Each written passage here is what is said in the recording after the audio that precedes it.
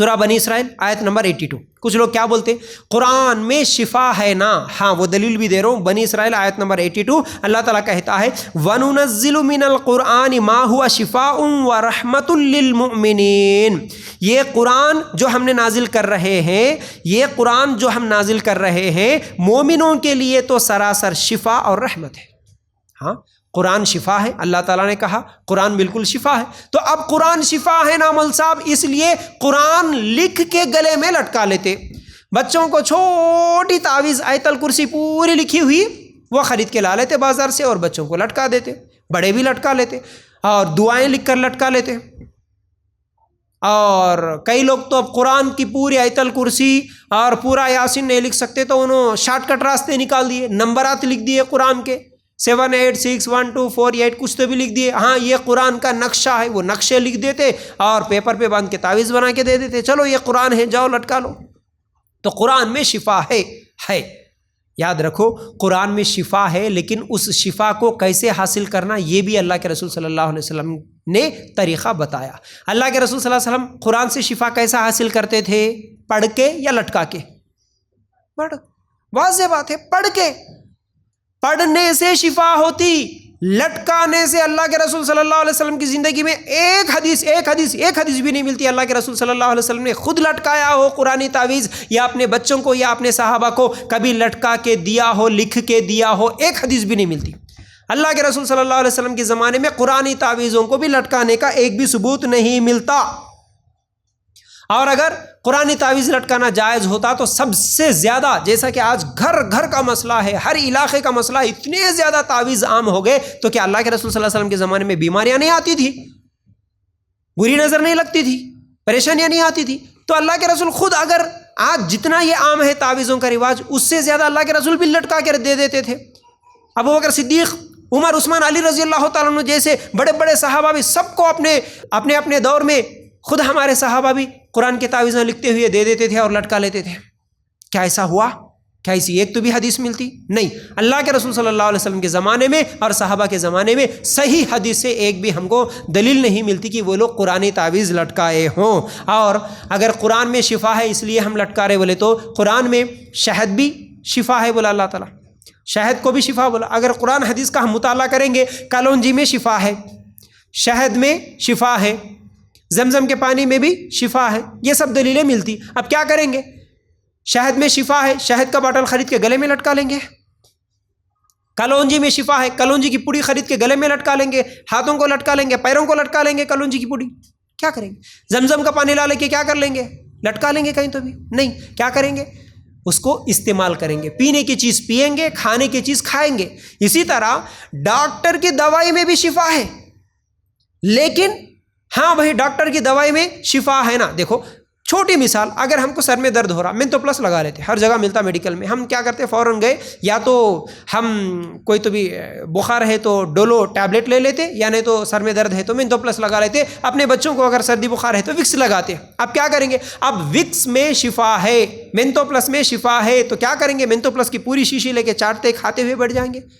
نگل دیں گے اس کو؟ نہیں۔ کیا کریں گے؟ اس کو لگائیں گے۔ اب ڈولو ہے، اس کو کیا کریں گے؟ گلے میں لٹکا لیں گے پتا؟ نہیں نا، اس کو کیا کریں گے؟ اس کو کھائیں گے۔ یعنی کھانے کی چیز کھانا پڑتا، لگانے کی چیز لگانا پڑتا۔ انجیکشن ہے، اس کو لگا بھی نہیں سکتے، کھا بھی نہیں سکتے، اس کو کیا کرنا؟ جسم میں دینا پڑتا۔ اور وہ انجیکشن میں بھی دو طریقے کے، ایک رگ دے کے صرف رگ کے اندر دینا پڑتا۔ یعنی شفا ہے دوائی میں، لیکن وہ دوائی کا استعمال کرنے کا طریقہ بھی ڈاکٹر جیسا بولا ویسا استعمال کریں گے تو فائدہ ہوگا۔ قرآن بھی شفا ہے تو قرآن سے شفا کیسے حاصل کریں گے؟ جیسے نبی کریم صلی اللہ علیہ وسلم بولے بتائے ویسا اگر استعمال کریں گے تو پھر قرآن سے شفا ملے گی۔ ہر چیز میں اپنی منمانی کرے تو شفا نہیں ملتی۔ اچھا، اس کے بعد کیا ہے؟ ایک تو قرآنی تعویذوں کے تعلق سے اب ہم بات کر رہے ہیں، ایک بھی صحیح حدیث جس میں کسی محدث کا کوئی کلام نہ ہو، ایسی صحیح حدیث ہم کو ملتی نہیں قرآنی تعویذ لٹکانے کے تعلق سے بھی۔ جتنی بھی حدیثیں کچھ لوگ دلیل کے طور پر دیتے، دیکھو بھائی فلاں صحابی لٹکائے تھے، فلاں محدث نے لٹکایا تھا، فلاں نے یہ کہا تھا. دیکھو بھائی ہر حدیث پہ کچھ نہ کچھ کلام ہے. میں جب تحقیق کر رہا تھا تو علماء کا اس میں بحث ہے، اختلاف ہے، بہت زیادہ اختلاف ہے. لیکن اللہ کے رسول صلی اللہ علیہ وسلم سے تو ایک حدیث بھی نہیں ہے اللہ کے رسول صلی اللہ علیہ وسلم کبھی کسی کو قرآن تعویذ لٹکا کے دیے ہو. اور دوسرا کیا ہے، اگر ہم قرآنی تعویذوں کی اجازت دیں گے، اگر یہ جائز ہے بول کے اگر اجازت دیں گے تو قرآنی تعویذ کی جگہ یہ پورے تعویذاں بھی عام ہو جاتے جیسا کہ آج ہو گئے. آپ تعویذ جائز ہے بول کے بول دیے، آپ کس کو جائز سمجھے؟ آپ قرآنی تعویذ کو جائز سمجھ کے بھائی یہ قرآنی تعویذ لٹکانا جائز ہے اگر بول دیے تو لوگ لکھنے والے ہر گلی میں پیدا ہو گئے. وہ قرآن بھی لکھ رہے، شیطانوں کے نام بھی لکھ رہے اور پتے بھی رکھ دے رہے، نیوز پیپر بھی رکھ دے رہے. گلی گلی میں تعویذیں عام ہو گئی. آج گھنگروਆਂ بھی لٹکا رہے، ناخناں بھی لٹکا رہے، بالوں کو بھی لٹکا رہے. آپ ایک راستہ کھول کے دے دیے ان کو، وہ 1000 غلط راستوں پر پڑ گئے. اب وہ قرآن کی تعویذ ہے یا نہیں ہے کون نکال کے دیکھنا، کون کھول کے دیکھنا؟ کسی کے پاس ہمت ہے کہ میں جو تعویذ لیا وہ قرآن کی ہے یا غیر قرآنی ہے؟ نہیں ہے. تو اس لیے قرآنی تعویذ کی اجازت دیں گے تو یہ تمام تعویذیں بھی عام ہو جاتے اور ہو چکے ہیں آج. پھر اس کے علاوہ قرآنی تعویذ اگر لٹکانا جائز ہوتا تو پھر وہ تعویذ لٹکا کے گلے میں آیت الکرسی لٹکا کے حمام میں نہیں جاتے اور ناپاک نہیں ہوتے. عورتیں ناپاک ہوتی ہے، مرد بھی ناپاک ہوتے. ناپاکی کی حالت میں بھی گلے میں آیت الکرسی لٹکا ہوا ہے، حمام میں جا رہے تو بھی آیت الکرسی لٹکا ہوا ہے. اللہ کے لیے غور کرنا. تو ناپاکی کے ساتھ گندی جگہوں پہ اور ناپاک جگہوں پہ ہم قرآن کو لے کے جا سکتے کیا؟ نہیں جا سکتے. تو اس طرح قرآن کی بے ادبی بھی ہو جاتی ہے. اب یاد رکھو آخری بات، شرک. قرآن یہ جو تعویذات ہے یہ تعویذات شرک اکبر ہے. یعنی شرک اکبر کا نقصان کیا ہوگا؟ شرک اکبر کا انجام کیا ہوگا؟ ہمیشہ کی جہنم.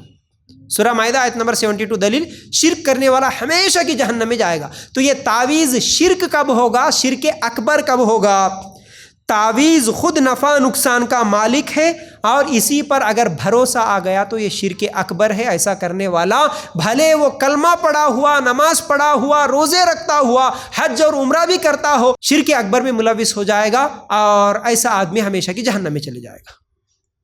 یعنی اگر کوئی آدمی تعویذ کے تعلق سے یہ سمجھتا ہو کہ تعویذ خود نفع نقصان کا مالک ہے اور یہ تعویذ پر میرا بھروسہ ہے، میں اسی پر بھروسہ کروں گا، تو جس کا تعویذ پر بھروسہ ہو کہ یہ نفع نقصان کا مالک ہے، مجھے بری نظر سے بچاتا ہے، جادو جنات سے بچاتا ہے اور بیماریوں سے بچاتا ہے، دشمنوں سے بچاتا ہے، ایسا بھروسہ جس کا ہوگا تعویذ پر، یہ تعویذ لٹکا ہے تو فائدہ ہوتا، تعویذ نکال دیے تو میرا نقصان ہو جاتا، تعویذ میری حفاظت کرتا، جس کا بھی یہ عقیدہ ہے، ایسا آدمی شرک اکبر میں ملوث ہے. اور ایسا شرک اکبر میں ملوث ہونے والا بھلے وہ کلمہ پڑھا ہوا، نماز پڑھا ہوا، روزے رکھتا ہوا، حج عمرہ کرتا ہوا بھی رہے، تب بھی ایسا آدمی سچا مسلمان نہیں ہو سکتا. ایسا آدمی ہمیشہ ہمیشہ کی جہنم میں چلے جاتا.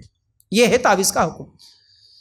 یہ علم میں رہنے کی وجہ سے دھڑلے کے ساتھ ہم لوگ تعویذیں لٹکا رہے ہیں. جب یہ پوری باتیں سمجھاتے تو کیا بولتے؟ نہیں جی ہم تعویذ کو نفع نقصان کا مالک تو نہیں سمجھتے، بھروسہ تو ہمارا نہیں، بھروسہ اللہ کے اوپر ہی ہے. لیکن جب ان کا عمل دیکھیں گے نا، اگر وہ کبھی بھی حمام میں جا رہے، کبھی کوئی اگر تعویذ نکال کے بازو میں رکھ دیے، یا پھر کبھی تعویذ ٹوٹ گیا، یا پھر جیسا کہ میں بولا وہ MRI کرانے کے لیے، CT اسکین کرانے کے لیے جیسے ہی وہ نکالے، یا تعویذ گھر میں بھول کر چلے گئے، تو اس وقت اس انسان کی کیفیت کیا ہوتی؟ جب تک وہ تعویذ نہیں لٹکاتا بے چین رہتا. کیوں؟ وہ تعویذ نہیں ہے بولے تو میرا کچھ تو بھی نقصان ہوتا ہوں گا، یہ ڈر جو ہوتا، یہی تو اس کے اوپر عقیدہ ہے، یہی تو اس کا ایمان ہے کہ یہ تعویذ خود مجھے فائدہ دے گا، تعویذ نکالے تو میرا نقصان ہوتا. یہ عقیدہ انسان کو ہمیشہ کی جہنم میں ڈال دیتا. یہ شرک اکبر ہے. تو یاد رکھو قرآنی تعویذ کو شرک تو نہیں کہہ سکتے لیکن یہ جائز نہیں ہے.